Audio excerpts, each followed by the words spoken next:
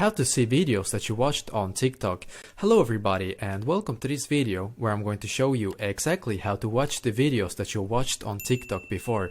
But make sure that you watch this until the very end so that you don't make any mistakes in this process. What I'm going to do first is to go into TikTok app on my phone. When I'm on my TikTok app, then I need to go to my profile, and after that I need to click right here and then click on settings and privacy. After that, I'm going to scroll down just a little bit until I see watch history, and that is exactly where I need to click. And as you can see in here, you will be able to view your watch history, and it's for the last 7 days. If you don't see anything in here, then you'll need to click right here and check this setting right here. If it's off and you want to see your watch history, then just check this box. You will also be able to clear your history by clicking right here. If you don't have the watch history option at all on TikTok, then you should update your TikTok app, because that is what I did, and after the latest update I got the watch history option on my TikTok app.